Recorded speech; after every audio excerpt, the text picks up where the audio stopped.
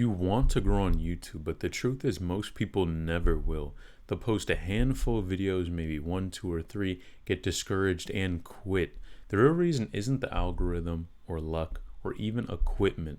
It's something much deeper, and until you fix that, you'll stay stuck forever. I've generated over 50 million views on YouTube on multiple channels and earned over six figures in my early 20s. But none of that came from luck. It came from learning the hard way why most creators fail and what separates the ones who actually make it. Now, number one, you treat YouTube like a lottery ticket, right? A lot of people go on here and they think that, oh yeah, this first video, that's going to be the one that I'm going to blow up and I'm going to, make all of this money, right? Where if you really think about it, there's probably 1% or even less of people that are able to just post one time and actually blow up, right? It's the minority. So having this mindset that you have this golden ticket video that you're going to post once and you're going to basically be an overnight success is really destroying your success overall. Because having that mentality, you have expectations that something's going to happen, and basically you're going to have you're unable to have delayed gratification because you think just after one action, that's all it takes, right? You have this secret that's going to change everything, right? But real growth is consistency over a long period of time and providing value, right? And it's really about the inputs, right? The consistent reps over months, right? Over years, not just a day here or there, right? And you're basically praying for a viral video. But if you stop gambling, right, and start kind of stacking content, making a library, and targeting a specific niche, that would help you blow up so much faster than just being a almost just trying to think that one video is just going to make everything. You should be willing to stay on a channel and stay in a niche for years until you see some success, especially if you really like the topic. That could be the difference, right? And that's what most people are unwilling to do, right? Because they want microwave success when a lot of times, man, it takes longer than an oven. I'll tell you that. Number two, you chase niches instead of solving problems, right? And that's the thing. A lot of people, right, they just kind of chase the niche. They see what's hot. They see someone doing this. They see someone doing that. Oh, this looks like something good to get into. And basically, you jump, right, to the next hot thing, right? You jump to, okay, this looks good. Man, it looks like a lot of people are making money. Okay, I'm going to do this. I'm going to do this. And the problem with that approach is that you start things and then you restart and you go to something else that looks easier, right? And you don't stick with something long enough, right? 1 month it's gaming, another month it's finance, then it's lifestyle, right? Then you're streaming, right? And you do all of these different things. And when you switch, you don't really make lasting progress in any area, right? And then especially if you're doing that on the same channel, the algorithm cannot figure out who to show your videos to because you have all of these different topics, right? And pretty much then it's neither viewer, right? Because if you keep switching, it's just getting different types of data. And really the area that makes the most sense is just something that you can stick with over a long period of time. It might be a problem that you solved, maybe an interest, a passion that you've had.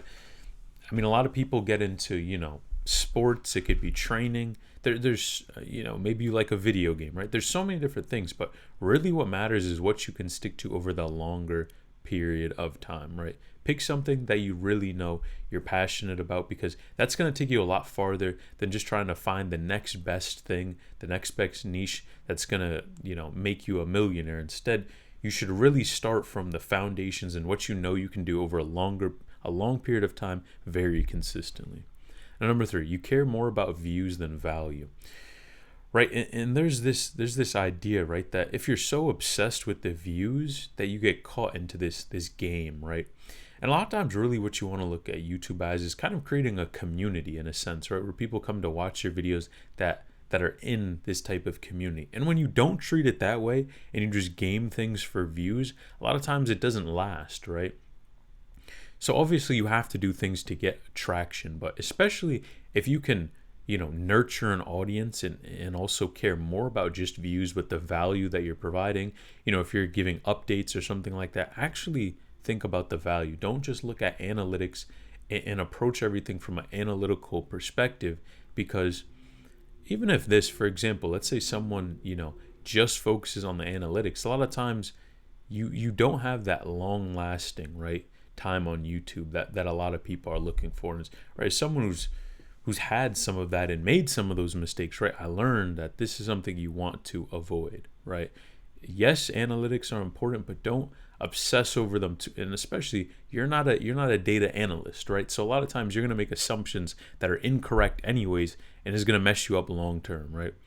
And what you have to understand is audience don't care about your grind. They don't care about how you feel, anything like that, right? What they care about is what they receive, right? How do you make your audience feel? What are they there for in the first place, right?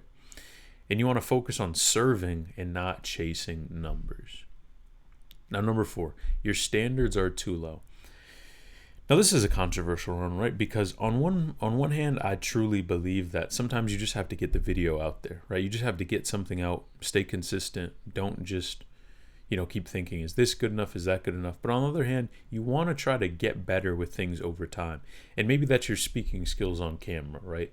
Maybe that's, how you pronunciate, being able to articulate yourself well, maybe storytelling, right? All of these different things are skills that have nothing to do with editing, have nothing to do with camera quality, right? None of these things. And you see, right, a lot of times you see people that don't even have, crazy equipment or any of these things. They're able to blow up because it's not about, the quality that you have. And obviously, I will say with the exception of mic quality, because mic quality does matter. Someone's going to click off if your mic is terrible, but having those other things is so important, because if you have that in place, right, storytelling, being able to do a hook, right, showing your credibility, example like I did in this video, that literally allows you to almost do an 80-20, right, where the 20% you might not have the best camera quality, all of these things, but you focus on what matters, right, the title, the thumbnail, the hook, right, and it almost raises your baseline, and that's really what matters in this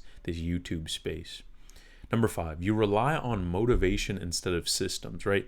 The biggest thing, especially with AI and all of these opportunities now, is, man, build systems, right? You want to build systems to get you there, right? Because a lot of people, they'll build something here, build something there, and a lot of it is manual effort. Versus now, there's so much opportunity to speedline your process, right? So that, let's say you make a video on maybe sports or something like that, right? How much easier do you think it is to do research on an athlete or something like that with AI, and have systems in place that can generate you these reports instead of you having to dig through and manually do everything, right? So it's really about also fine-tuning your system, right? What do I actually talk about? How do I get video ideas, right? How do I make thumbnails, right? Speeding up all of those things too makes your life that much easier and will allow you to be even more consistent, right? So we don't want to have to rely on discipline all of the time. Again, it's important to maybe start with that, but you want to get to a point to where you have other opportunities, right? You have other things that it just allows you to actually, be able to make things consistently. Now, number 6, you're afraid to be authentic, right? One of the craziest things, I'm telling you, you can revive a channel from the dead if you are authentic, right? And not everyone could do that, but showing that authenticity that you have, and not being afraid to show that really can separate you, right? Because you got to look at it like there's probably multiple people, right? Hundreds, if not thousands of people doing the exact same thing you are. So how can you separate yourself, right? And you can separate yourself by being authentic and being your version of you, right? Not kind of faking for the camera or doing all these things, right? What makes you actually unique from everyone else, right? And people subscribe and even buy from other people. It's not, templates. It's not just information. It's who you actually are. And that's why, you can separate yourself from even, if people say AI channels or faceless channels, when you are actually a person behind, the camera, and you're not just speaking about something, and it's not so black and white, right? So showing your authenticity, right, and even being vulnerable at times can really go a long way. Now, number 7, you quit right before compounding kicks in. This is tough, right? Because people, they quit right before they get there, right? So if you're stacking videos and you're trying to improve, one video after another, you're improving, and obviously speaking skills improve over time. Like when I started, there was no way I could talk in front of, a camera and be consistent like this at all. But over time, you get to a point where you're comfortable, right? You're comfortable speaking.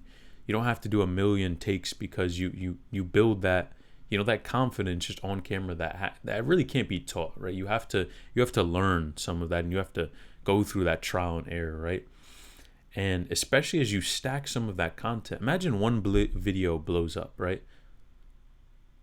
Those people that watch that one video, again, if you're consistent, you're providing value, they're going to binge some of your content as well. There's a good chance it will, right?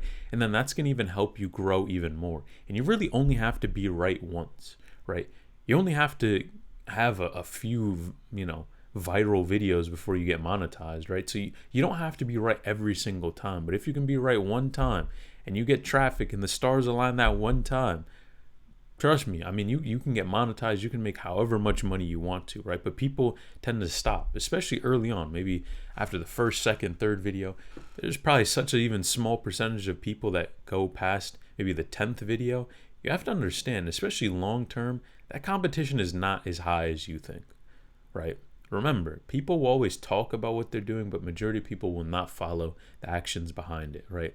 So the only way to really fail on YouTube is by stop posting, and also not changing or switching up anything, right? If something's not working, analyze and try to change something up. But at the end of the day, you quitting is the fastest way to guarantee that you will fail in this game. If you're interested in learning more about these topics, again, business, finance, building online businesses online, making money, all those things, click this video on the screen here.